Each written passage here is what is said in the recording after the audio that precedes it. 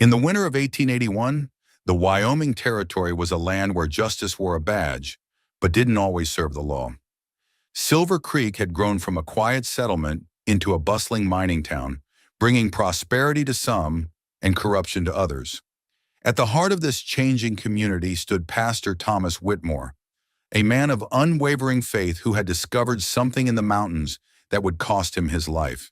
His daughter Grace had always believed that good would triumph over evil, that her father's gentle wisdom could guide any lost soul back to the light. She had never imagined that evil could wear a deputy's badge, or that righteousness could be silenced by a bullet in the night. But the mountains of Wyoming held secrets older than silver veins and deeper than mine shafts. They held the story of Jeremiah Morgan, a man who had fled civilization after losing everything he held dear, only to discover that sometimes the wilderness gives back what the world has taken away. When a corrupt lawman's greed collides with a preacher's secret, and when a daughter's desperate flight through a deadly blizzard leads her to a mountain hermit's door, the stage is set for a confrontation that will determine whether justice can survive in a land where might often makes right. This is their story, a tale of courage born from tragedy, love forged in the crucible of survival, and the unbreakable bond between two souls who refuse to let evil have the final word. The church bell of Silver Creek rang out across the Wyoming Territory, its bronze voice carrying through the crisp November air of 1881. Grace Whitmore stood at the kitchen window of the modest parsonage, watching the last of the evening congregation file out into the dusty main street. Her father's sermon about forgiveness had run longer than usual, but nobody seemed to mind. In a town where silver strikes and the sudden wealth had brought equal measures of blessing and curse, Pastor Whitmore's words carried the weight of much-needed wisdom.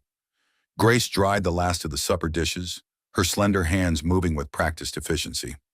At 21, she had been keeping house for her father since her mother's death 3 years prior, and she'd learned to find peace in the simple rhythms of daily life. Her brown hair, pinned back in a simple bun, caught the lamplight as she worked, and her blue eyes held the quiet intelligence of someone who listened more than she spoke. "Grace, dear," Pastor Whitmore's voice drifted from his study, where he spent most evenings preparing sermons and counseling troubled souls.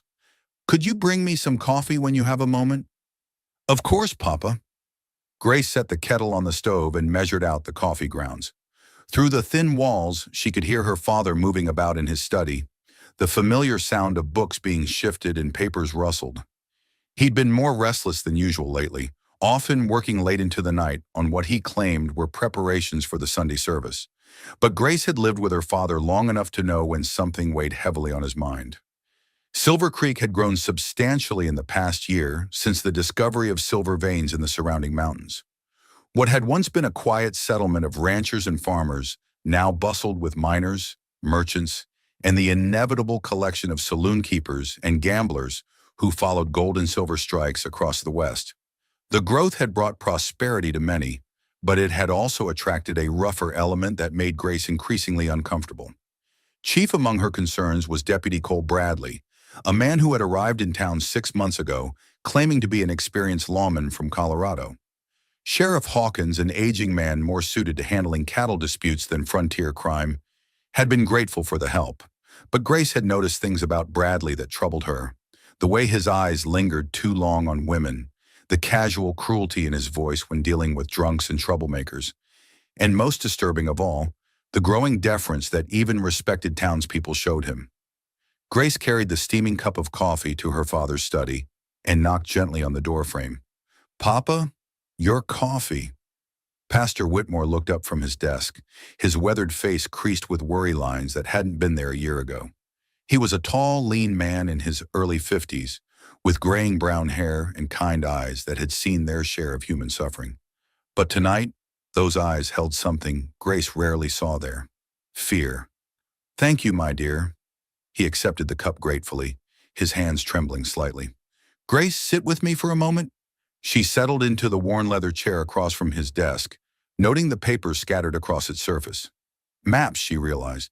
Hand-drawn maps with careful notations in her father's precise handwriting. "Papa, what are all these?" Pastor Whitmore was quiet for a long moment, sipping his coffee and studying his daughter's face. Finally, he set down the cup and folded his hands. "Grace, I want you to listen to me very carefully. What I'm about to tell you must never be repeated to anyone. Do you understand? A chill ran down Grace's spine. Papa, you're frightening me. I don't mean to frighten you, but this is important. He picked up one of the maps, his fingers tracing the careful lines. Do you remember when I used to go on my missionary journeys up into the mountains to minister to the isolated mining camps? Of course, you said it was important to bring God's word to those who couldn't come to church. That was true, but it wasn't the only reason. Pastor Whitmore's voice dropped to barely above a whisper. 3 years ago, I was traveling to a camp called Devil's Gulch when a terrible storm forced me to take shelter in an abandoned mine shaft.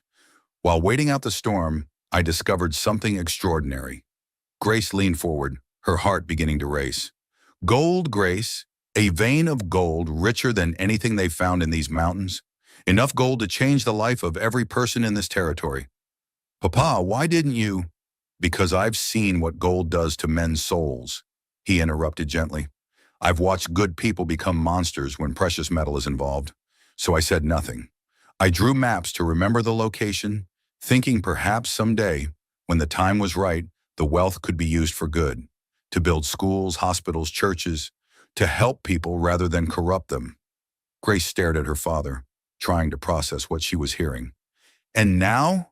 Pastor Whitmore's expression darkened. Now I believe someone suspects.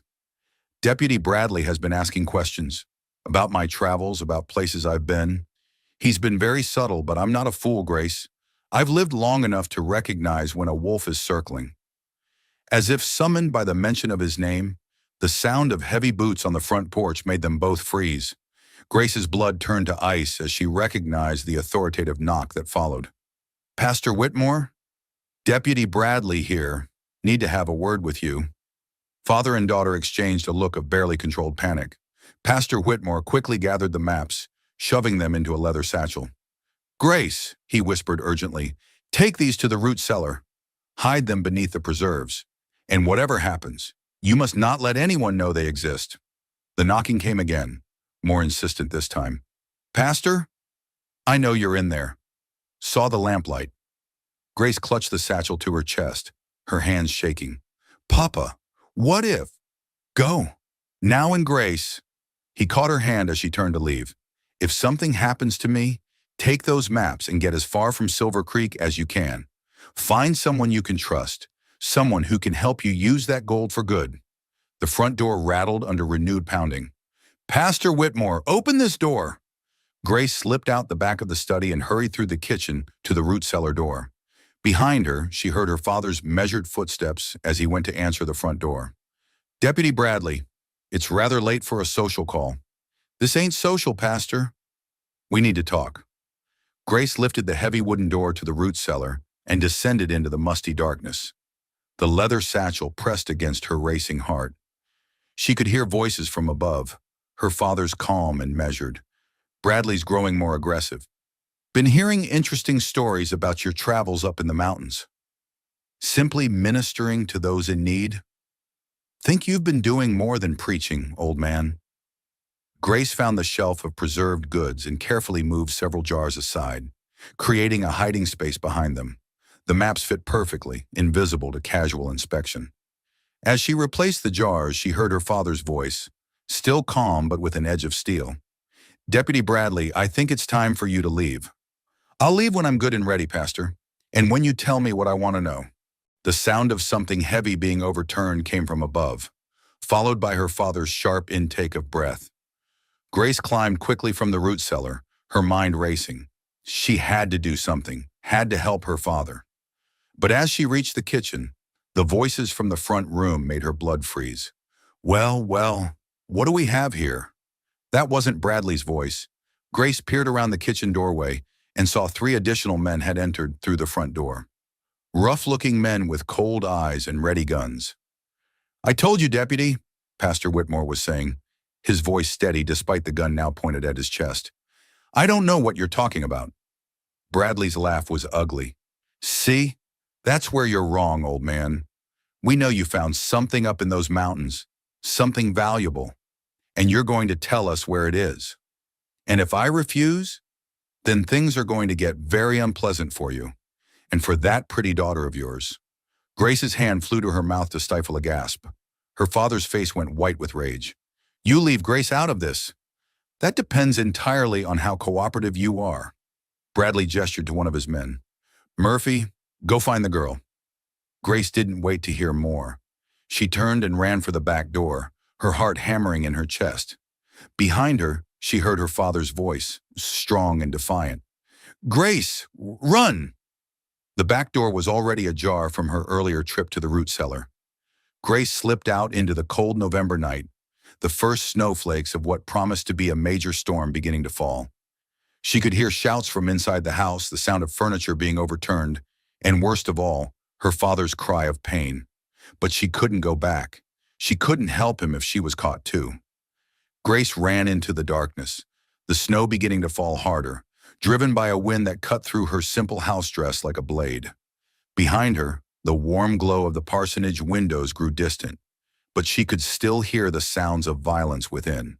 And then, cutting through the night like a physical blow, came the sound she would never forget, the sharp crack of a gunshot. Grace stumbled and fell to her knees in the snow, a sob tearing from her throat. Her father, her gentle, kind father, who had never hurt anyone in his life. She wanted to go back, wanted to run to him, but his final words echoed in her mind. Run! So she ran.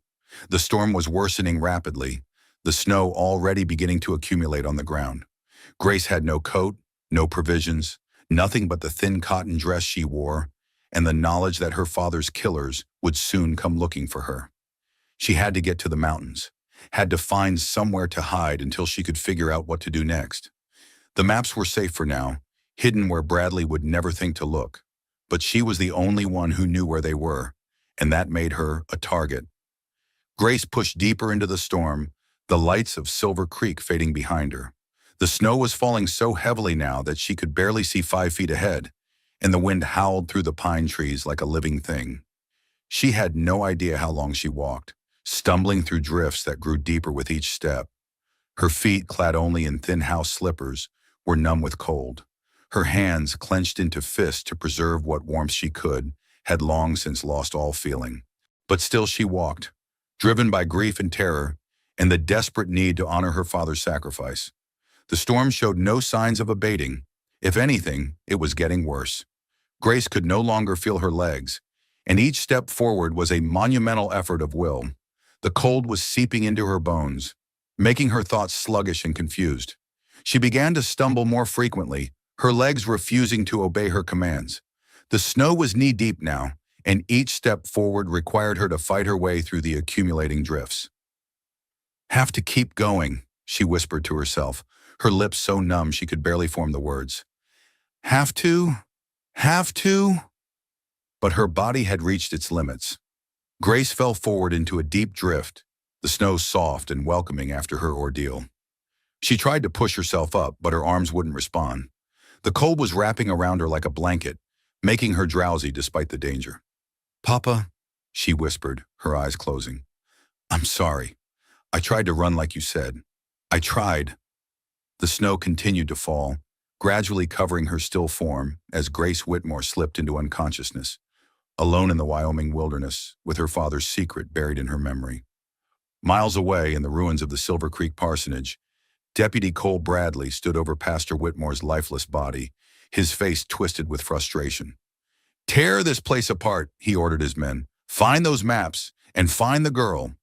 But the maps were safely hidden, and Grace was beyond their reach, lost in a storm that showed no mercy to the guilty or innocent alike. The storm that would later be remembered as the worst blizzard in Wyoming Territory's recorded history raged through the night with supernatural fury. In Silver Creek, Deputy Cole Bradley paced the torn-apart remains of the parsonage like a caged wolf, his frustration mounting with each passing hour. Pastor Whitmore's body lay where it had fallen, a dark stain spreading across the worn wooden floor. The old man had died without revealing the location of the gold, taking his secret with him to whatever judgment awaited beyond. But Bradley knew the maps existed, had to exist, and if the pastor had kept records, they were somewhere in this house. Anything? Bradley barked at Murphy, a scarred ex-convict who was methodically destroying the study. Nothing but sermons and church records, Murphy grunted, tossing a stack of papers into the fireplace. Man kept detailed notes on every soul he ever tried to save, but no mention of gold or maps. Bradley's other men, Kowalski Dawson and the half-breed tracker called Cherokee, had torn through every room in the house twice over. They'd pulled up floorboards, checked for false walls, even dug through the ashes in the fireplace. But the maps that Pastor Whitmore had been so careful to hide remained hidden. "The girl," Bradley said suddenly. "She was here when we arrived. Probably saw everything before she ran. If the old man had maps, he might have given them to her." Cherokee looked up from where he was examining the kitchen. "Storm's getting worse. Girl like that, dressed for housework? She won't last the night out there." "Maybe, but we can't take that chance." Bradley pulled on his heavy coat and checked his gun. "Storm or no storm, we find her. Dead or alive, we find her." "Boss," Kowalski objected, "nobody could track anything in this weather. Can't see 5 feet past your nose, and the snow's coming down so hard it's covering tracks as fast as they're made." Bradley's cold eyes fixed on the man. "Then we better hope she's smart enough to hole up somewhere close. Because come morning, if she's still alive, she's going to be our only lead to that gold." Outside, the wind howled like a living thing, driving snow through every crack and crevice. The temperature had dropped so rapidly that ice was already forming on the windows, and the storm showed no signs of letting up. "What about the townspeople?" Dawson asked. "Someone's going to notice the pastor's missing." "Not until Sunday service," Bradley replied. "That gives us 3 days to find the girl and clean up this mess. Far as anyone needs to know, Pastor Whitmore decided to visit some outlying settlement and got caught in the storm. Tragic accident." But even as he spoke, Bradley knew their window of opportunity was closing. Silver Creek might be a rough frontier town, but Pastor Whitmore had been beloved by the community. His disappearance wouldn't go unnoticed for long, and there were still honest men in the territory who wouldn't hesitate to investigate if they suspected foul play. The gold had to be found, and soon. "Cherokee," Bradley ordered, "soon as this storm breaks, you're tracking that girl. I don't care if you have to follow her trail to hell itself. We need her alive if possible, but if she won't talk—" He didn't finish the sentence. He didn't need to. Cherokee nodded, his dark eyes reflecting the firelight. He was perhaps the best tracker in the territory, equally comfortable in the wilderness as he was in civilized settings. If the girl had left any trace of her passage, he would find it. "What if she makes it to another settlement?" Murphy asked. "Could cause us real problems if she starts talking." "Nearest settlement is Copper Ridge, 30 miles north through mountain passes that are already snowed in," Bradley replied. "And that's if she knew where she was going, which she doesn't. Girl's lived her whole life in town, probably never been more than 5 miles from her father's church. She's lost, scared, and freezing. If the cold doesn't kill her, the wolves will." But even as he tried to convince himself, Bradley felt a nagging worry. Pastor Whitmore had raised no fool for a daughter. The girl had shown remarkable presence of mind in escaping when she did, and there had been an intelligence in her eyes during the few times he'd seen her in town that suggested she was more capable than her quiet demeanor might suggest. As if reading his thoughts, Cherokee spoke up. "Girl's tougher than she looks. Saw her helping Doc Morrison set a broken leg last month. Didn't flinch, didn't swoon like most town women would. She's got steel in her." "Steel won't keep her warm," Bradley snapped, "and it won't help her find food or shelter in a blizzard." But privately, he was beginning to wonder if he'd underestimated Grace Whitmore. The storm continued to rage as Bradley and his men finished their search of the parsonage. They found nothing useful. No maps, no mention of gold, nothing that would lead them to the treasure that Pastor Whitmore had discovered. The old man had been more clever than Bradley had given him credit for. As dawn approached, the wind finally began to die down, though snow continued to fall steadily. The worst of the storm had passed, leaving Silver Creek buried under several feet of fresh powder. But the temperature remained brutally cold, and anyone caught outside without proper clothing and shelter would be in mortal danger. "Sun's coming up," Cherokee observed, peering out the frost-covered window. "Give it another hour for the light to strengthen, then I'll start tracking." Bradley nodded grimly. The girl was their only lead now. Without her, the secret of Pastor Whitmore's gold would die with him, and months of careful planning would be wasted. But as Cherokee prepared to venture out into the storm-ravaged landscape, none of them could have imagined that Grace Whitmore had already been found. Not by them, but by someone far more dangerous to their plans than a frightened young woman alone in the wilderness. Someone who had his own reasons for staying hidden from corrupt lawmen and their hired killers. Someone who had been fighting his own war against injustice for longer than any of them could remember. Meanwhile, miles away in the mountains, a different kind of storm was brewing. One that would soon engulf Deputy Cole Bradley and his men in a reckoning they never saw coming. Jeremiah Morgan had learned to sleep lightly during his 16 years in the mountains. The war had taught him that, and the years since had reinforced the lesson. So when his horse, Banner, nickered softly in the pre-dawn darkness, Jeremiah was instantly awake. He lay still for a moment in his bedroll, listening to the wind that still howled through the pines surrounding his small cabin. The storm had been a fierce one, dumping more snow than he'd seen in a single night since settling in these mountains. But Banner's warning hadn't been about the weather. Something was out there. Jeremiah slipped quietly from his bed, his bare feet silent on the rough wooden floor. At 36, he moved with the careful grace of a man who had learned that noise could mean death. His cabin was small but well-built, designed to withstand the harsh Wyoming winters and keep a man alive when the outside world turned deadly. He pulled on his boots and reached for the rifle that never strayed far from his side. Through the single window, he could see Banner standing alert in the small corral beside the cabin, ears pricked toward the tree line. The horse was a good judge of threats. He'd carried Jeremiah through enough dangerous situations to earn that trust. The wind was beginning to die down, and the snowfall had lessened to scattered flakes. Dawn was still an hour away, but the storm's passing had brought that peculiar clarity that comes after a blizzard, when sound carries farther and the air seems almost crystalline in its purity. That's when Jeremiah heard it, a sound so faint he almost missed it, a low moan, barely audible above the wind, coming from somewhere in the forest. Human and in distress. Jeremiah grabbed his heavy coat and stepped out into the bitter cold. The snow came up to his knees, and his breath formed clouds in the frigid air.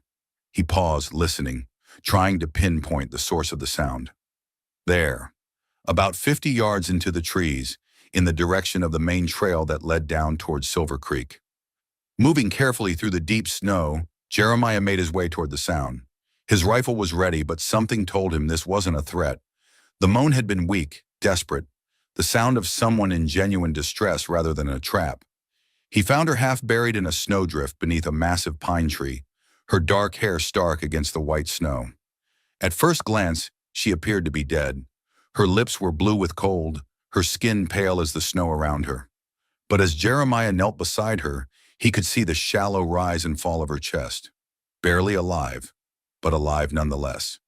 Without hesitation, Jeremiah scooped the young woman into his arms. She was light as a feather, and her body was frighteningly cold through the thin cotton dress that was her only protection against the elements. How she had survived the night in such conditions was nothing short of miraculous. He carried her quickly back to his cabin, kicking the door open and laying her gently on his bed near the fireplace. The cabin was warm. He'd kept the fire banked through the night, but the woman's body temperature was dangerously low. Jeremiah had seen enough cases of severe exposure during the war to know that warming her too quickly could be as deadly as the cold itself. Working with practiced efficiency, Jeremiah began the delicate process of bringing her back from the edge of death.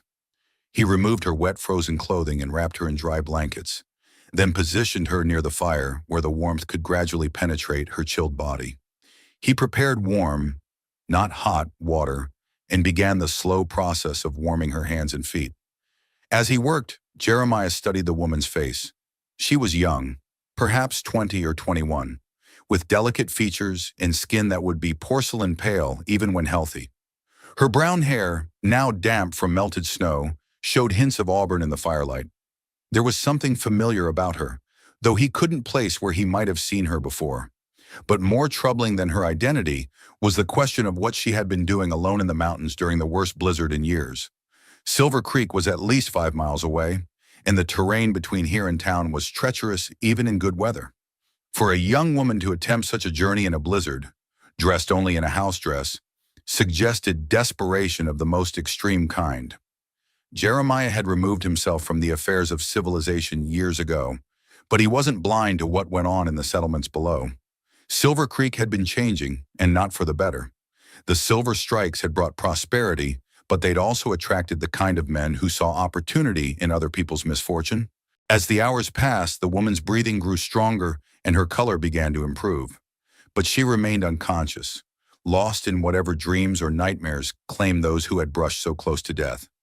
Jeremiah maintained his vigil, checking her pulse regularly and adjusting the blankets to ensure she stayed warm without overheating. He prepared a simple broth from dried meat and vegetables, knowing she would need nourishment when she woke, if she woke. The morning sun was well up when the woman finally stirred. Her eyelids fluttered and she made a soft sound that might have been an attempt at speech. Jeremiah moved closer, ready to reassure her, but careful not to startle someone who had clearly been through severe trauma. Her eyes opened slowly, and Jeremiah found himself looking into the clearest blue eyes he had ever seen. For a moment, they simply stared at each other, the mountain hermit and the mysterious woman he had rescued from the storm. Then memory flooded back into those blue eyes, and Grace Whitmore began to scream, "Papa! Oh God, Papa, no!" She tried to sit up, panic giving her strength, but Jeremiah gently pressed her back onto the bed. "Easy," he said, his voice calm and reassuring. "You're safe. You're alive. And you're safe." Grace stared at him wildly, her breathing rapid and shallow. "Who are you? Where am I? Papa, they killed Papa." "My name is Jeremiah Morgan," he said quietly. "You're in my cabin about 5 miles up from Silver Creek. I found you in the snow this morning, nearly frozen to death." The mention of Silver Creek seemed to focus her attention, and the panic in her eyes shifted to wariness. "You know Silver Creek? Do you work for Deputy Bradley?" The name hit Jeremiah like a physical blow. Cole Bradley. He knew that name, though it had been years since he'd heard it. If Bradley was involved in whatever had driven this young woman into the wilderness, then the situation was far more serious than he'd imagined. "No," Jeremiah said firmly. "I don't work for anyone, least of all Cole Bradley. But I think you'd better tell me what happened to you. And to your father." Grace studied his face, searching for deception or hidden motives. What she saw there seemed to reassure her somewhat. This man had hard eyes, the eyes of someone who had seen too much violence and suffering. But they were also kind eyes, and there was a gentleness in his voice that spoke of compassion rather than threat.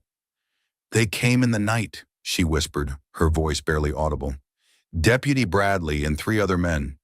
They wanted something from Papa, something about gold. When he wouldn't tell them, She closed her eyes, unable to finish the sentence. Jeremiah felt a cold anger building in his chest. He had suspected that Pastor Whitmore was dead. No father would have let his daughter wander into a blizzard unless he was beyond the ability to stop her. But to hear it confirmed, and to know that Cole Bradley was responsible, awakened something in Jeremiah that he had tried to bury years ago. The need for justice. "Your father," he said gently. "Pastor Whitmore." Grace nodded, tears streaming down her cheeks. "You knew him?" "By reputation. I heard he was a good man. I'm sorry for your loss." The simple sincerity in his voice seemed to break something loose in Grace's chest, and she began to sob in earnest. Jeremiah let her cry, understanding that she needed to release the grief and terror she had been holding inside. He had learned during the war that sometimes tears were the only medicine for wounds that couldn't be seen. When her sobs finally subsided, Grace wiped her eyes with the back of her hand and looked at Jeremiah with new determination. "I have to go back," she said. "I have to tell people what happened. Deputy Bradley can't be allowed to get away with this." Jeremiah shook his head grimly. "Miss Whitmore." "It is Miss Whitmore, isn't it? You can't go back. Not yet. Bradley and his men are probably looking for you right now, and if they find you, you'll end up like your father. But I'm the only witness. I'm the only one who can testify to what really happened. And that's exactly why they want you dead." Jeremiah's voice was harsh but not unkind. "Think about it. Bradley's got the badge, the authority, and 3 armed men backing him up. Your word against his, with no other witnesses? Even if you could convince people to listen, What's to stop him from claiming you're hysterical with grief, or that you're making false accusations against a lawman? Grace stared at him, the harsh reality of her situation beginning to sink in. Then what am I supposed to do? Let him get away with murdering my father. Jeremiah was quiet for a long moment, staring into the fire. When he finally spoke, his voice carried the weight of old decisions and older regrets. No, he said, we don't let him get away with anything. But if we're going to bring Cole Bradley to justice, we're going to have to be smarter than he is. And we're going to need evidence that even a corrupt deputy can't explain away. Grace looked at him with surprise. We? Jeremiah met her gaze steadily. Your father was a good man who died trying to protect something important. And Cole Bradley, he paused, old memories stirring. Let's just say Deputy Bradley and I have unfinished business. For the first time since awakening, Grace felt a spark of something other than despair. This mountain man, this stranger who had saved her life, was offering to help her seek justice for her father's murder.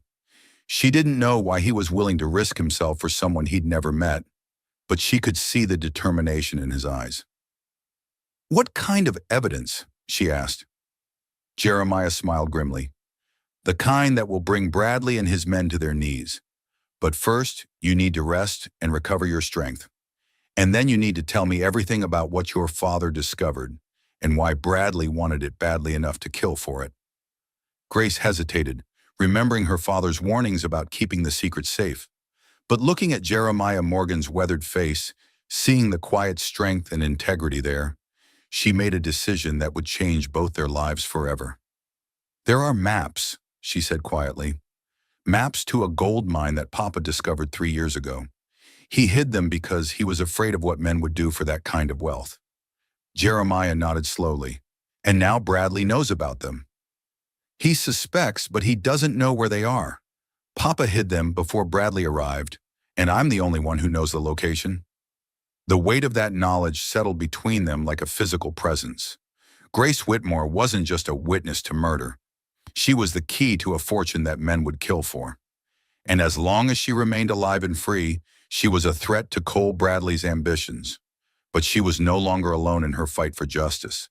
Outside the cabin, the storm had finally passed, leaving the mountains buried under a blanket of pristine snow.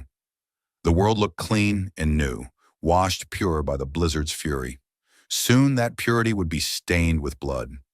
Because Jeremiah Morgan had made a promise, and he was a man who kept his word, no matter what the cost. Grace slept for most of the day, her body fighting to recover from the ordeal of the previous night. Jeremiah maintained a careful watch, venturing out periodically to check for signs of pursuit while keeping the cabin warm and preparing simple meals for when she woke. It was near sunset when Grace finally stirred again, this time more alert and aware of her surroundings. She found herself dressed in a clean flannel shirt that hung loose on her slender frame, covered by warm blankets that smelled of pine and wood smoke. How long was I asleep? She asked, noting the changed light coming through the cabin's single window. Most of the day, Jeremiah replied from where he sat at the small wooden table, cleaning his rifle with practiced efficiency. Your body needed time to recover. How do you feel? Grace took careful inventory of her condition. Her hands and feet, which had been numb with cold, now tingled with returning circulation. She was weak but no longer felt like she was dying. Better, she said honestly. Thanks to you. Jeremiah nodded and set aside his rifle. Are you ready to eat something? You'll need your strength. The mention of food made Grace realize she was desperately hungry. She couldn't remember the last time she'd eaten. It seemed like a lifetime ago that she'd been preparing her father's evening coffee in the familiar warmth of the parsonage kitchen. Jeremiah ladled steaming broth into a wooden bowl and brought it to her, along with a thick slice of bread. The food was simple but nourishing, and Grace ate with the appetite of someone who had brushed close to death. Mr. Morgan, she said between spoonfuls, why are you helping me? You don't know me, and this isn't your fight. Jeremiah was quiet for a moment, staring out the window at the snow-covered landscape. When he finally spoke, his voice carried the weight of old pain. I knew your father, he said, not personally, but by reputation. During the war, I heard stories about a preacher who would venture onto battlefields to tend to the wounded, Union and Confederate alike. Never carried a weapon, never showed favoritism, just tried to ease suffering wherever he found it. Grace felt tears prick her eyes. That sounds like Papa. After the war, when I came to these mountains, I heard he'd settled in Silver Creek. I I thought about visiting his church once or twice, but I never did. Jeremiah's jaw tightened. I should have. Maybe if I'd stayed more connected to what was happening in town, I would have known about the trouble brewing. You couldn't have known, Grace said softly. Maybe not. But I know about Cole Bradley. Jeremiah's voice turned hard as granite. I served with him during the war. Briefly. Grace looked up sharply. You knew him? Unfortunately, yes. Bradley was a sergeant in a unit that got attached to mine for a few weeks before Gettysburg. Even then, he was trouble. The kind of man who saw war as an opportunity rather than a duty. Grace set down her spoon, sensing there was more to the story. What happened? Jeremiah's hands clenched into fists on the table. We were tasked with escorting a supply wagon through contested territory. Simple enough job, but Bradley saw an opportunity. The wagon was carrying payroll for 3 regiments, enough gold to set a man up for life. He tried to steal it. He did more than try. Bradley arranged for Confederate raiders to attack the wagon train, made it look like enemy action while he and 2 accomplices made off with the gold. 7 good soldiers died in that attack, including a boy from Ohio who couldn't have been more than 16. Grace felt a chill that had nothing to do with the mountain cold. What happened to Bradley? I caught him dividing up the stolen gold with his Confederates. When I confronted him, he claimed the gold had been lost in the attack. Said I was mistaken about what I'd seen. Jeremiah's voice grew bitter. But I knew what I knew. I reported him to the commanding officer. And Bradley had friends in high places, officers who owed him favors, who found it convenient to believe his version of events. The investigation was a sham. Not only was he cleared of all charges, but I was transferred to a punishment detail for making false accusations against a fellow officer. Grace stared at him in horror. They punished you for telling the truth? Welcome to the reality of dealing with corrupt men in positions of power, Jeremiah said grimly. Bradley knew how to work the system, how to make himself valuable to the right people, and he knew how to destroy anyone who threatened to expose him. Is that why you came to the mountains? Because of what happened with Bradley? Jeremiah shook his head. No, that came later. After the war ended, I came home to find my wife Sarah and my son Daniel had died of diphtheria while I was away. The house felt like a tomb. I couldn't bear to stay there, surrounded by memories of what I'd lost. Grace felt her heart break for this man who had already endured so much pain. I'm so sorry. I sold everything and headed west, thinking maybe I could start over somewhere new. But the ghost followed me. I tried settling in a few different towns, but civilized life felt wrong somehow. Too many people, too much noise, too many reminders of what I'd lost. So you came here. These mountains don't judge. They don't lie or cheat or betray. They're hard but honest. For 16 years, they've been the only home I needed. Jeremiah looked at Grace directly. Until now, the weight of his words settled between them. Grace understood that he was offering her more than just temporary shelter. He was offering to rejoin the world he'd abandoned, to fight a battle he had no obligation to fight, for a woman he barely knew. The maps, she said quietly. I should tell you about the maps. Only if you trust me with that knowledge. Once you tell me, there's no taking it back. Grace studied his weathered face, seeing the integrity that had driven him to confront Bradley all those years ago, even knowing the cost. Her father had died protecting the secret of the gold mine, but he had also told her to find someone she could trust. Papa discovered the mine 3 years ago, she began. He was caught in a storm while traveling to a remote mining camp to hold services. He took shelter in what he thought was an abandoned mine shaft, but while he was waiting for the weather to clear, he realized it wasn't abandoned at all. Still active, more than active. According to Papa, there was a vein of gold running through the back wall that was richer than anything anyone had ever seen in these mountains. Enough to make everyone in the territory wealthy. Jeremiah whistled softly. And he never told anyone? He said he'd seen what gold did to men's souls. He wanted to wait until he could figure out how to use the wealth for good instead of letting it corrupt people. Grace's voice grew sad. Papa always believed the best in people, but he wasn't naive about human nature. Smart man. And the maps? He drew detailed maps showing the location of the mine, along with notes about the richness of the vein and estimates of how much gold might be there. He kept them in his study, hidden where he thought no one would think to look. But Bradley suspected. Somehow, yes. Papa said Bradley had been asking questions about his travels, about places he'd been in the mountains. Very subtle questions, but Papa wasn't fooled. Jeremiah leaned back in his chair, processing this information. A gold mine rich enough to change the fortunes of an entire territory would be worth killing for. And if Bradley suspected its existence but didn't know its location, Grace would remain a target until either she revealed the secret or died taking it with her. "Where are the maps now?" he asked. Grace hesitated for just a moment, then made her decision. "Hidden in the root cellar of the parsonage, behind the preserved goods. Papa gave them to me just before Bradley arrived. I hid them while he was confronting Papa. Bradley's men would have searched the house thoroughly after killing your father. If they didn't find the maps, it's because they didn't think to look in the right place.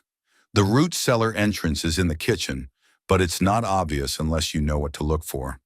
The door is flush with the floor and covered by a rug most of the time." Jeremiah nodded approvingly. "Your father was cleverer than Bradley gave him credit for, but that also means the maps are still there, waiting for someone to retrieve them." "We have to get them back," Grace said urgently. "They're the only proof of what Papa discovered, and without them, we have no leverage against Bradley," Jeremiah finished.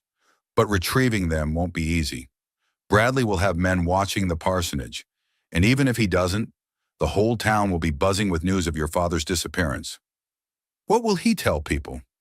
"Probably that your father left town before the storm to visit some remote settlement and got caught in the blizzard. A tragic accident. And you—" Jeremiah paused, considering. "He'll probably claim you went looking for your father and got lost in the storm as well." Grace felt sick at the thought of Bradley using their tragedy to cover his crimes. People will believe him. Why wouldn't they? He's got the badge and the authority. And without evidence to contradict his story? Then we have to get that evidence. We have to get those maps. Jeremiah studied her determined expression, seeing the steel beneath her gentle exterior. Grace Whitmore had been through hell, but she hadn't been broken by it. If anything, her ordeal had revealed a core of strength that reminded him of the best soldiers he'd served with during the war. "All right," he said finally, "we'll get the maps, but we'll do it my way and we'll do it smart. Bradley may be corrupt, but he's not stupid. If we're going to beat him, we'll have to be better than he is." "What do you have in mind?" Jeremiah stood and walked to the window, studying the landscape with the practiced eye of a man who had spent years learning to read terrain for tactical advantage. "First, we need to scout the situation in town. Find out how many men Bradley has, how they're positioned, what story he's telling about your father's disappearance. Then we plan our approach to the parsonage." "When?" "Tomorrow night. We'll need the cover of darkness, and I need time to prepare." Jeremiah turned back to her. "But Grace, you need to understand something. Once we take those maps from their hiding place, Bradley will know someone survived who can expose his crimes. There'll be no going back after that." Grace met his gaze steadily. "There's already no going back. Bradley murdered my father. Even if I wanted to run away and hide, he'd never stop hunting me. The only way this ends is if he's brought to justice." Jeremiah nodded, recognizing the truth in her words. Cole Bradley had made this personal the moment he pulled the trigger on Pastor Whitmore. Now it was a matter of who would be left standing when the smoke cleared. "Then we'd better make sure we're the ones left standing," he said grimly. Outside, the mountain wind had picked up again, whistling through the pines with a sound like distant voices. But Grace no longer felt afraid of the wilderness that had nearly claimed her life. She had found something in these mountains that she'd never expected to find. An ally in her quest for justice. And perhaps, though she barely dared admit it to herself, something more. As Jeremiah began planning their mission to retrieve the maps, Grace found herself studying his profile in the firelight. There was something about this man that spoke to her on a level deeper than gratitude for saving her life. Perhaps it was the quiet strength he radiated, or the way his eyes showed both kindness and steel. Or perhaps it was simply that they were both survivors of tragedies that had left them scarred, but not broken. Whatever it was, Grace knew that her life had changed forever in that cabin. Not just because of what had happened to her father, but because of what was beginning to happen between her and the mountain man who had risked everything to save a stranger. Tomorrow night, they would venture back into danger together. But tonight, for the first time since her world had been torn apart, Grace Whitmore felt like she wasn't facing that danger alone. And that made all the difference in the world. Cherokee's tracking skills were legendary throughout the territory, but even he was impressed by what he found at first light. The storm had covered most traces of passage, but not all. Following a careful spiral pattern out from Silver Creek, he had finally picked up the faint depression in the snow that marked where someone had struggled through the drifts during the height of the blizzard. "Found something," he called to Deputy Bradley, who was riding behind him with Murphy and Dawson. The trail they were following led steadily upward into the mountains, toward terrain that Cherokee knew better than any white man alive. Bradley spurred his horse forward, his face grim with determination. They had spent the morning searching the town and its immediate surroundings, finding nothing. The girl had vanished as completely as if the storm had swallowed her whole, but Cherokee's discovery changed everything. "You sure it's her?" Bradley demanded. Cherokee dismounted and knelt beside the barely visible track, studying it with practiced eyes.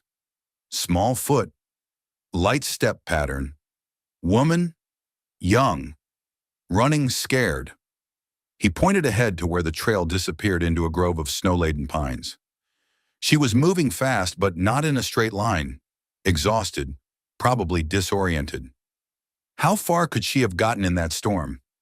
Dressed like she was? In this weather? Cherokee shook his head grimly. She's either found shelter or she's dead. No other options. Bradley felt a cold satisfaction at the tracker's words. If the girl was dead, his problems were solved. Her body wouldn't be found until spring, if ever, and by then any evidence of his involvement in Pastor Whitmore's death would have long since disappeared. But if she had found shelter, what kind of shelter could she find up here? He asked. Cherokee remounted his horse and studied the trail ahead. Few old mining claims in these hills. Some abandoned cabins, prospect holes, maybe a line shack if she got lucky. He paused, his dark eyes thoughtful. Or she could have found someone willing to help her. Who the hell would be living up here in the winter? Mountain man named Jeremiah Morgan has a place about 5 miles up this trail. Keeps to himself, doesn't come to town much, but he's been in these hills for years. Bradley felt his blood turn to ice. Jeremiah Morgan. After all these years, that name still had the power to fill him with rage and fear in equal measure. The self-righteous bastard who had nearly destroyed his career during the war, who had come closer than anyone to exposing Bradley's true nature. "You know this, Morgan?" Murphy asked, noting Bradley's expression. "We have a history," Bradley said through gritted teeth. "If the girl made it to his cabin, we've got bigger problems than just keeping her quiet." "Why? What's so special about some mountain hermit?" Bradley was quiet for a moment, old memories stirring. Memories of a young lieutenant who had been too damn honest for his own good, too willing to stand up for what he believed was right, regardless of the consequences. "Morgan's got a talent for being in the wrong place at the wrong time," Bradley said finally, "and an unfortunate habit of sticking his nose into other people's business." Cherokee had been listening to this exchange with growing interest. "You want me to keep following the trail?" Bradley considered their options. If Grace Whitmore had indeed found shelter with Jeremiah Morgan, the situation became exponentially more complicated. Morgan wasn't some frightened girl who could be easily silenced. He was a trained soldier, a man who knew how to fight and how to survive. And worst of all, he was someone who wouldn't be swayed by Bradley's badge or his authority. But there was no choice. The maps had to be found, and the girl had to be silenced, no matter who was protecting her. "We follow the trail," Bradley decided, "but we go careful. If Morgan's involved, this just became a war." They pushed deeper into the mountains, following Cherokee's lead as he tracked the faint traces of Grace's desperate flight through the storm. The terrain grew increasingly rugged, with steep slopes and deep ravines that would be treacherous even for experienced riders. As they climbed higher, Cherokee suddenly raised his hand, signaling for silence. Ahead, smoke was rising from a hidden valley, barely visible against the gray winter sky.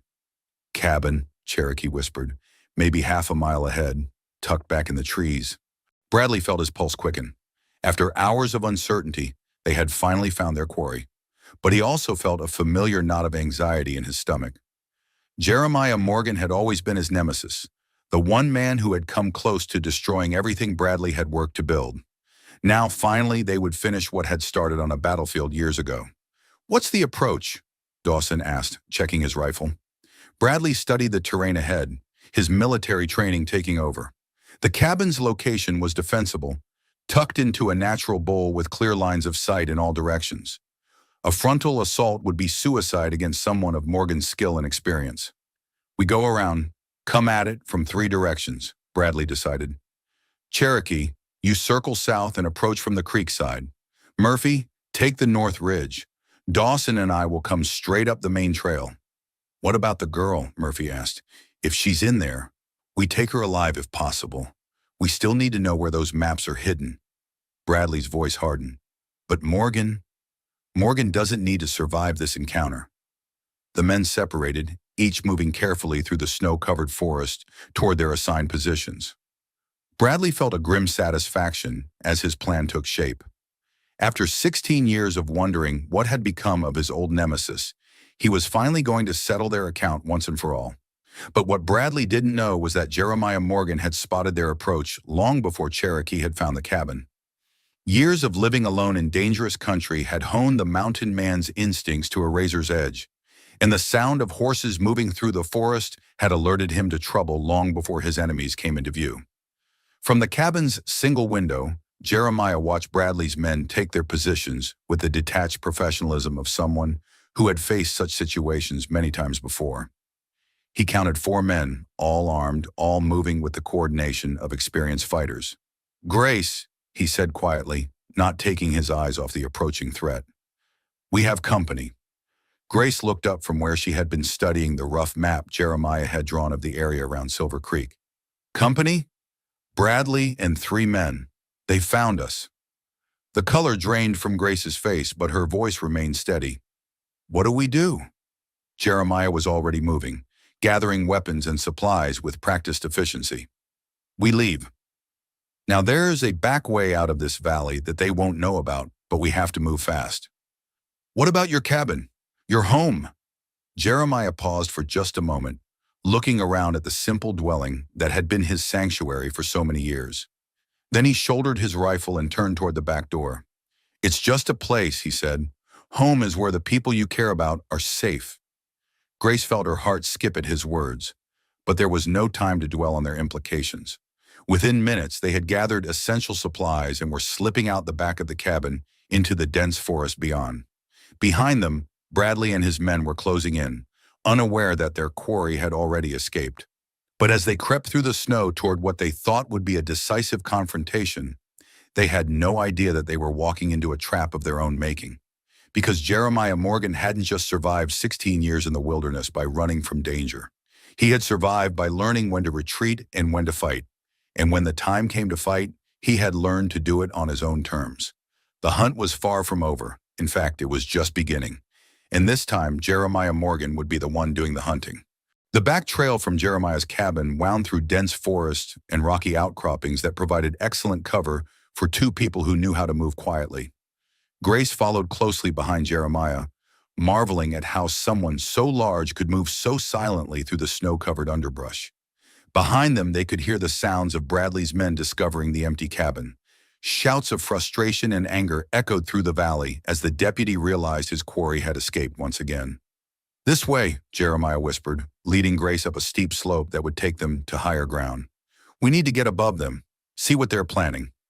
They climbed for 20 minutes before Jeremiah found the vantage point he was looking for, a rocky outcropping that provided a clear view of his cabin and the valley below. From their position, they could see Bradley's men emerging from the empty dwelling, their body language radiating frustration and rage. "Son of a bitch!" Bradley's voice carried clearly in the thin mountain air. He knew we were coming. Cherokee was examining the ground around the cabin, reading the story written in the snow. Two sets of tracks leading out the back. Fresh. They left maybe 30 minutes ago. Which direction? North toward the high country, but the tracks disappear in the rocks after about 100 yards. Bradley kicked viciously at a snow-covered log, his carefully laid plans crumbling around him. Every hour that passed gave Grace Whitmore more time to reach civilization and tell her story. And with Jeremiah Morgan protecting her, she had a real chance of survival. We can't track them in this terrain, Murphy observed. Too much rock, too many places to hide. Then we wait them out, Bradley decided. They'll have to come down eventually. Food, supplies, shelter. They can't live up there forever. But even as he spoke, Bradley knew the plan was flawed. Morgan had survived in these mountains for 16 years. If anyone knew how to live off the land in winter conditions, it was him. They could wait for weeks without flushing their quarry. There's another option, Cherokee said quietly. I'm listening. The girl still cares about the people in town, her father's friends, the congregation, folks who knew her family. If something happened to some of those people, Bradley's eyes lit up with malicious understanding. She'd come down to help them. Might work. Question is, who do we target? Bradley thought for a moment, then smiled coldly. Dr. Morrison. He delivered the girl, treated her childhood illnesses. She'd risk everything to save him. From their hiding place above, Grace and Jeremiah watched the conference below with growing alarm. They couldn't hear the specific words, but the body language and gestures made it clear that Bradley was formulating a new plan. We need to get closer, Grace whispered. Find out what they're planning. Jeremiah studied the terrain below, calculating angles and approaches. Too risky. They'll have someone watching for movement. Then what do we do? Before Jeremiah could answer, they heard the sound of horses moving through the forest. Bradley's men were mounting up, preparing to leave the valley. They're giving up, Grace said hopefully. No, Jeremiah replied grimly. They're changing tactics, and that probably means bad news for someone in Silver Creek. They watched as the four riders disappeared into the forest, heading back toward town. When the last sound of hoofbeats had faded, Jeremiah and Grace began their own descent toward the valley floor. We have to warn people, Grace said as they approached the abandoned cabin. Whatever Bradley's planning, innocent people are going to get hurt. Jeremiah surveyed the damage to his home. The interior had been ransacked, furniture overturned, supplies scattered, but the structure itself was intact. And most importantly, the hidden cache of weapons and ammunition he'd prepared for emergencies remained undiscovered. Warning people won't help, he said, gathering items from the cache. Bradley's got the badge and the authority. Who's going to believe us without proof? The maps are still hidden in your father's house, surrounded by Bradley's men. We need a different approach. Grace watched as Jeremiah methodically selected weapons and equipment, his movements efficient and purposeful. What kind of approach? Jeremiah's smile was cold as winter itself. The kind that ends with Cole Bradley answering for his crimes. That evening, as snow began to fall again over Silver Creek, Dr. Morrison was making his rounds when an urgent knock came at his door. He opened it to find Deputy Bradley standing on his porch, hat in hand, expression grave. Evening, Doc. Sorry to bother you so late, but we've got an emergency. What kind of emergency? Found some injured folks up in the hills. Looks like they got caught in that storm, suffered exposure and worse. They need medical attention fast. Dr. Morrison reached for his medical bag without hesitation. How many? How serious? 3, maybe 4. Pretty bad shape. I've got a wagon waiting to take you up there. Something in Bradley's tone made the doctor pause. In 30 years of frontier medicine, he'd developed good instincts about people and situations. And something about this emergency felt wrong. Where exactly are these injured people? Old mining camp about 5 miles north. Place called Devil's Gulch. The name made Dr. Morrison's blood run cold. Devil's Gulch had been abandoned for years, ever since a cave-in killed 6 miners. No one went there anymore, especially not in winter. Deputy, I think there might be some mistake. No mistake, Doc. Bradley's voice hardened, and his hand moved casually to rest on his gun butt. These people need your help, and I'm afraid I have to insist. Dr. Morrison understood then that he was in serious danger, but he also understood that refusing Bradley's request would likely result in immediate violence. His only chance was to play along and hope an opportunity for escape presented itself. "Of course," he said carefully. "Let me get my coat." As they climbed into the waiting wagon, Dr. Morrison caught sight of Cherokee sitting in the driver's seat, his dark eyes cold and predatory. Behind them, Murphy and Dawson followed on horseback, hands resting on their weapons. The doctor realized with growing horror that he was being kidnapped. But why? What could Bradley possibly want with him? The answer came as they reached the outskirts of town, where Bradley finally felt safe enough to speak freely. "Here's the situation, Doc. I need to get a message to someone, and you're going to be that message." "I don't understand." "Grace Whitmore, pastor's daughter. Word is she thinks she witnessed something she shouldn't have. I need her to come down from whatever hole she's hiding in so we can have a conversation." Dr. Morrison felt sick. "Grace is alive?" "For now, but that situation could change real quick, depending on how cooperative she decides to be, and how cooperative you decide to be." The wagon continued into the mountains, carrying Dr. Morrison toward a confrontation that would determine not just his fate, but the fate of everyone involved in Cole Bradley's web of corruption and violence. But what Bradley didn't know was that his plan had already been anticipated, because Jeremiah Morgan hadn't spent 16 years in the wilderness without learning how to think like his enemies. And Grace Whitmore hadn't survived her father's murder without developing the steel necessary to fight back. The trap Bradley thought he was setting would soon become a trap of his own. And when the smoke cleared, only one side would be left standing. High in the mountains above Silver Creek, Grace and Jeremiah were already moving, armed and determined, ready to bring Cole Bradley's reign of terror to a bloody end. The final confrontation was about to begin. Devil's Gulch lay in a natural bowl surrounded by steep rocky walls, accessible only through a narrow canyon that had once claimed the lives of 6 miners in a cave-in. It was the perfect place for an ambush, which was exactly what Bradley was counting on. What he didn't count on was that Jeremiah Morgan knew these mountains better than any man alive, and that there was more than one way into Devil's Gulch. As Bradley's wagon approached the abandoned mining camp with Dr. Morrison as their unwilling passenger, Jeremiah and Grace were already in position on the high rocks above. The moon was full, casting everything in silver light that made the snow-covered landscape look like a battlefield from some ancient war. "Remember," Jeremiah whispered to Grace as they watched the wagon enter the gulch below, "when I give the signal, you put 3 shots into the air. That'll let them know they're surrounded, even though it's just us." Grace nodded, her hands steady on the rifle Jeremiah had given her. The frightened girl who had fled into the blizzard was gone, replaced by a woman who understood that sometimes justice required force. "There," Jeremiah pointed as Bradley's men took positions around the camp. 4 of them, just like we thought. Cherokee by the old mine entrance, Murphy and Dawson flanking the wagon. Bradley's keeping the dock close. Below them, they could hear Bradley's voice echoing off the canyon walls. "All right, Morgan. I know you're out there. Let's make this simple. You and the girl come down peaceful-like, and the good doctor here doesn't get hurt." Jeremiah's jaw tightened. Even now, Bradley was trying to control the situation, trying to make his enemies come to him on his terms. But this wasn't the war, and this wasn't a battlefield where Bradley could hide behind military protocol and corrupt officers. This was the wilderness, where the only law was survival and the only justice was what a man carved out with his own hands. "Morgan!" Bradley's voice grew more impatient.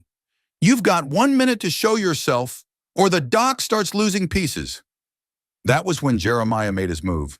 The first shot took Cherokee clean off his feet, the crack of Jeremiah's rifle echoing through the gulch like thunder. Before the echo faded, Grace's 3 warning shots split the night air, coming from a completely different direction. Chaos erupted in the camp below. Murphy and Dawson scrambled for cover, confused about where the shots were coming from. Bradley grabbed Dr. Morrison and dragged him behind the wagon, using the old man as a human shield. "Damn you, Morgan!" Bradley screamed into the darkness. "Come out and fight like a man." Jeremiah's voice came from the shadows, cold and implacable. "Like you fought Pastor Whitmore? Shot an unarmed preacher in his own home?" Another shot rang out, this one from Grace's position. Murphy cried out and spun around, clutching his shoulder where the bullet had found its mark. The girl had become a marksman under Jeremiah's tutelage, and her aim was true. "The girl's got teeth, Bradley," Jeremiah called out. "More than you bargained for, I'd wager." Dawson tried to make a run for better cover and paid for it with his life. Jeremiah's second shot dropped him in the snow, where he lay still under the cold starlight. Now it was just Bradley and the wounded Murphy against two shooters they couldn't see, positioned in terrain they didn't know. "This is insane," Murphy shouted, blood streaming down his arm. "We're sitting ducks out here." "Shut up," Bradley snarled, but Jeremiah could hear the fear creeping into his voice. The corrupt deputy was finally understanding what it felt like to be hunted instead of being the hunter. Dr. Morrison, meanwhile, had been quietly working at his bonds during the confusion. Years of frontier medicine had given him steady hands and quick thinking under pressure. When Murphy stumbled closer to the wagon, distracted by his wound, the doctor saw his chance. Morrison lunged forward and tackled Murphy around the legs, sending both men tumbling into the snow. "Run, Grace!" he shouted. "Get out of here!" But Grace wasn't running. Not anymore. Bradley spun around at the sound of the scuffle and found himself staring down the barrel of Jeremiah Morgan's rifle.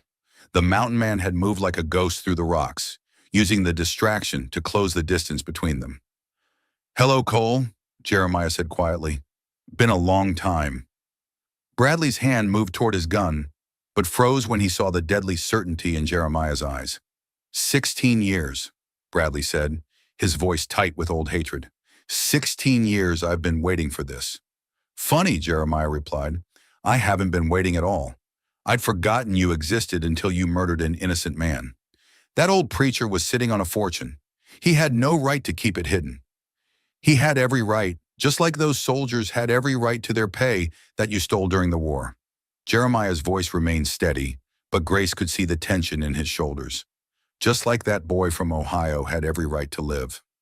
Bradley's face twisted with rage and desperation. "You self-righteous bastard. You always thought you were better than the rest of us." "I never thought I was better than anyone. I just thought stealing and murder were wrong." The two men faced each other across 20 feet of snow-covered ground, the weight of years and betrayal hanging between them like a physical presence.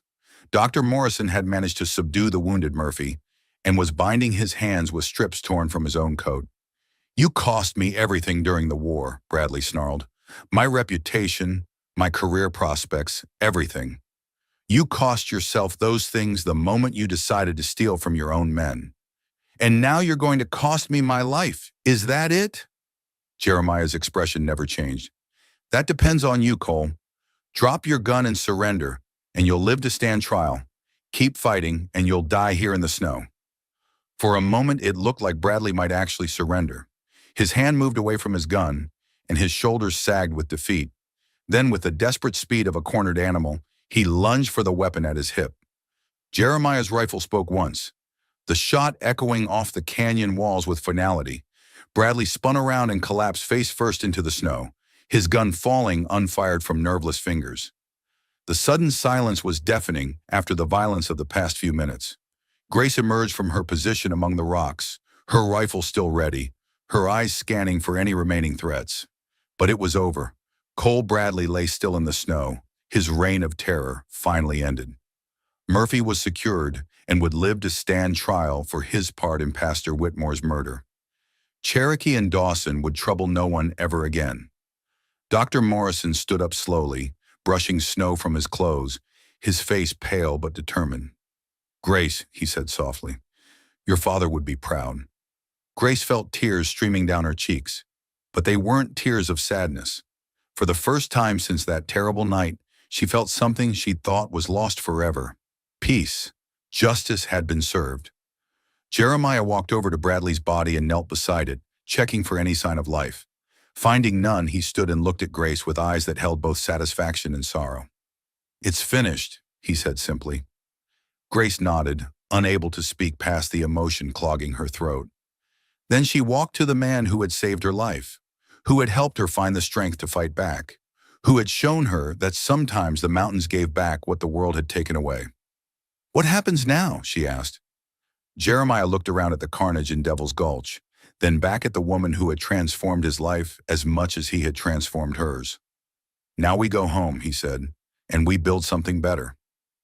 3 days later, they retrieved the maps from the parsonage root cellar, just as Grace had hidden them. But instead of rushing to claim the treasure, they made a different choice. One that would honor Pastor Whitmore's memory and transform an entire territory. The final confrontation was over, but the real victory was just beginning. 6 months later, Grace Morgan stood in the doorway of the new Silver Creek schoolhouse, watching children play in the sunshine of a Wyoming spring. The nightmare of that terrible winter night seemed like a distant memory now, though she knew the scars would never fully fade. The confrontation at Devil's Gulch had been swift and decisive.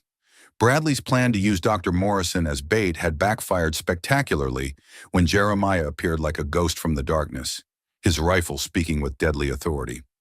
By dawn, Cole Bradley and his men were just bodies waiting for the undertaker, and justice had finally been served.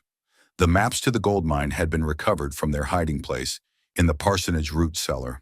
But rather than rushing to claim the treasure, Grace and Jeremiah had done something unexpected. They'd taken the maps to the territorial governor, proposing that the mine be developed as a community resource, with the profits used to build schools, hospitals, and churches throughout the territory. The Devil's Gulch mine was now operated by a territorial trust, transforming Silver Creek from a rough mining camp into a thriving community. A new church honored Pastor Whitmore's memory, and Grace served as one of the mine's trustees, ensuring her father's vision of gold serving goodness became reality. "Mrs. Morgan," Jeremiah said, offering his arm as they walked toward the church dedication ceremony.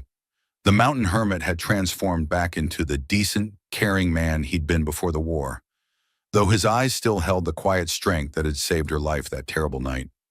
As they took their seats before a bronze plaque reading, "In memory of Pastor Thomas Whitmore, who believed that gold should serve goodness and that love was the greatest treasure of all," Grace felt her father's presence with them. Justice had been served through more than Bradley's death, through the transformation of greed and violence into something beautiful and lasting. And in the mountains where Jeremiah had once hidden from the world, new life was growing. Their rebuilt cabin served as a summer retreat, but home was wherever they were together, building the kind of life Pastor Whitmore would have blessed. As Grace reached for Jeremiah's calloused hand, she thought about treasures. Some were worth more than all the gold in the mountains. Some were worth everything. Well, folks, that's how Grace Whitmore and Jeremiah Morgan proved that sometimes the strongest bonds are forged in the crucible of adversity, and that justice, though it may be delayed, will always find a way to prevail in the end. What did you think of this tale of courage, corruption, and redemption in the harsh Wyoming territory? Did Grace's transformation from sheltered preacher's daughter to fierce protector inspire you? And how about Jeremiah's journey from broken hermit to devoted husband and community leader? Drop a comment below and let us know where you're watching from. Are you following this story from the bustling streets of New York, the wide-open plains of Texas, or maybe even from international territories far beyond the American frontier? We love hearing from our global community of Western story enthusiasts. If tales like this, where ordinary people find extraordinary courage when faced with impossible odds, stir something in your soul, don't forget to hit that subscribe button and ring the notification bell.